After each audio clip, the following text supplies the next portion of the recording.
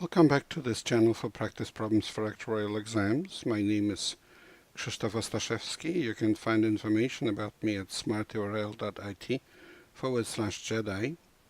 My advice on how to pass actuarial exams is at smarturl.it/pass. I direct the actuarial program at Illinois State University. You can find information about it at smarturl.it/actuary. If you would like to make a tax-deductible donation to support our students, please go to smarturl.it/help-ISU-actuary. Here's a problem for today for exam FM. A woman worked for 30 years before retiring. At the end of the first year of employment, she deposited $5,000 into an account for her retirement. At the end of each subsequent year of employment, she deposited 3% more than the prior year. The woman made a total of 30 deposits. She will withdraw $50,000 at the beginning of the first year of retirement and will make annual withdrawals at the beginning of each subsequent year for a total of 30 withdrawals. Each of these subsequent withdrawals will be 3% more than the prior year. The final withdrawal depletes the account. The account earns a constant annual effective interest rate. Calculate the account balance after the final deposit and before the first withdrawal.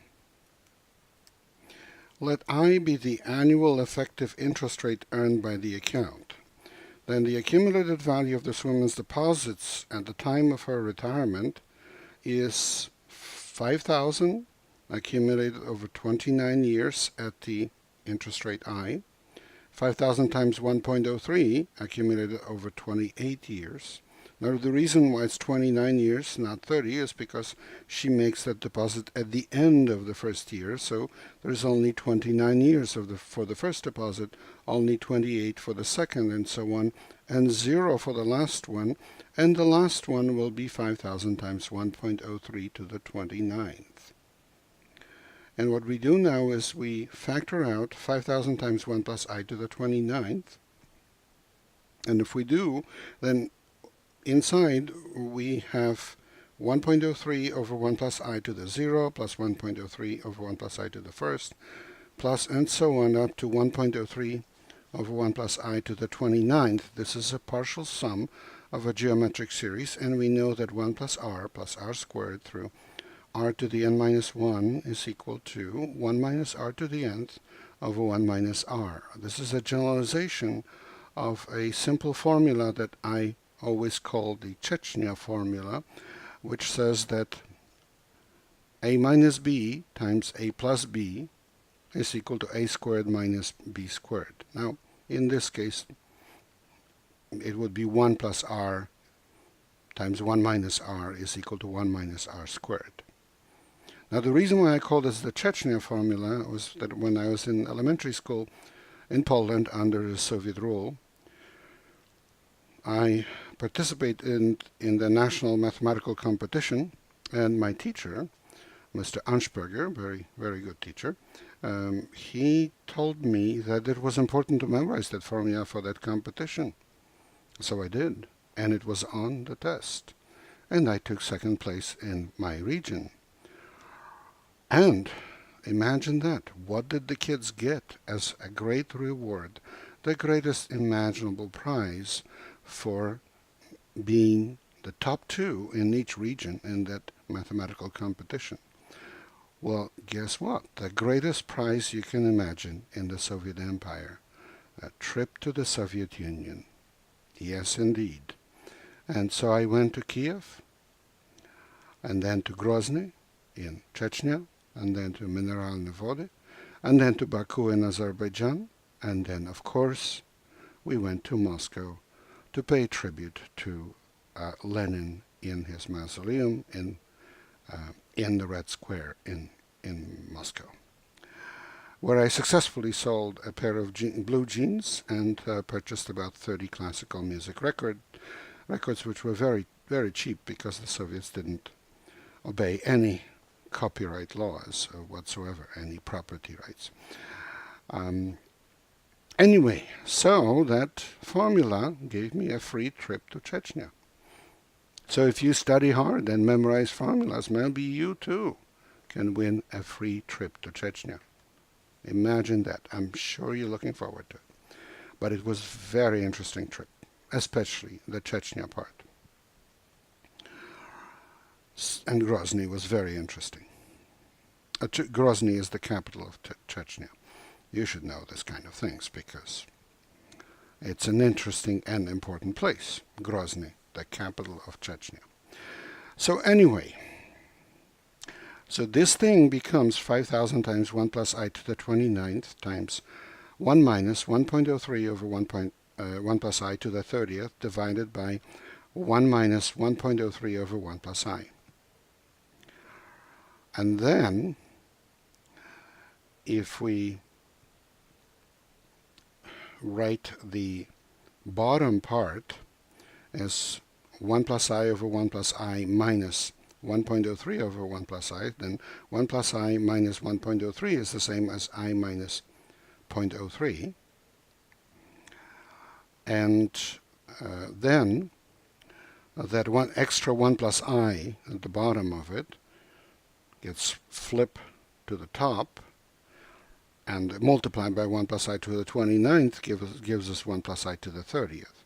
And that multiplied by the numerator of the fraction gives us 1 plus I to the 30th minus 1.03 to the 30th. So here we have the formula for the value of the account after all the deposits are made, just as she is about to retire. On the other hand, that account pays for retirement, so it has to be equal to the present value of all the payments for retirement, which are $50,000, and then increased by 3% every year over the next 30 years, paid at the beginning of each year. So there will be 50,000 paid at time 0, 50,000 times 1.03 paid at time 1, looking forward from the time of retirement. So this is actually time 30, 31, 32, and so on. But at that moment, at time 30, when she's about to retire, this is going to be the present value. And we add it up to the last one will be 50,000 times 1.03 to the 29th, paid at the beginning of the 30th year, so at time 29. So discounted, to discount it, you divide it by 1 plus I to the 29th. Then we factor out 50,000, and inside we have 1 plus 1.03 over 1 plus I, plus 1.03 over 1 plus I squared, plus and so on, up to 1.03 over 1 plus I to the 29th. And again, you should see that this is a partial sum of a geometric series. So this is going to be equal to 1 minus 1.03 over 1 plus I to the 30th divided by 1 minus 1.03 over 1 plus I. And these two amounts are equal, so we set them equal to each other. Then, if you take 50,000 and divide it by 5,000 from the left-hand side, you will get 10. So the same way, take the left-hand side as it is and divide it by the the left-hand side fraction as it is and divide it by the right-hand side fraction. Dividing by the fraction is equivalent to multiplying by its reciprocal, so that's what we do. So 10 must be equal to the fraction of 1 minus 1.03 over 1 plus I divided by 1 minus 1.03 over 1 plus I to the 30th times 1 plus I to the 30th minus 1.03 to the 30th over I minus 0.03. And then what we do is we write this 1 minus 1.03 over 1 plus I as 1 plus I over 1 plus I, and then 1 plus I minus 1.03 is the same as I minus 0.03, so this is the same as I minus 0.03 over 1 plus I. And then we have some interesting observation also that 1 minus 1.03 over 1 plus I to the 30th can be written as 1 plus I to the 30th over 1 plus I to the 30th minus 1.03 to the 30th over 1 plus I to the 30th. So we can write it as 1 plus I to the 30th minus 1.03 to the 30th over 1 plus I to the 30th. Okay, very interesting. So that I minus 0.03 and I minus 0.03 cancel. 1 plus I to the 30th minus 1.03 to the 30th cancels with the same thing in the denominator. And what we are left with is 1 plus I to the 30th goes all the way up because it's in the denominator of the denominator, and it gets divided by 1 plus I, so it becomes 1 plus I to the 29th.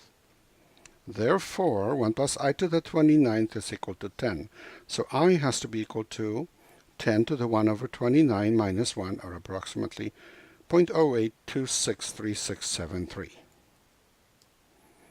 So the account balance after the final deposit and before the first withdrawal, calculated retrospectively as the accumulated value of all deposits, is, as we established before, 5,000 times 1 point plus I to the 30th minus 1.03 to the 30th over I minus 0.03. So we plug in the value of I and then calculate it, and it comes out to be 797,836.82. But you may be tempted to calculate as the present value of the benefit payouts, so prospectively, and that would be 50,000 times 1 minus 1.03 over 1 plus I to the 30th divided by 1 minus 1.03 over 1 plus I.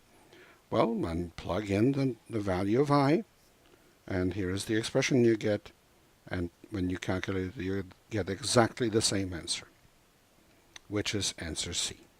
Please remember this is copyrighted material. The problem itself comes from Society of Actuaries and belongs to the Society of Actuaries. The solution is mine. Good luck in your studies and good luck on the test.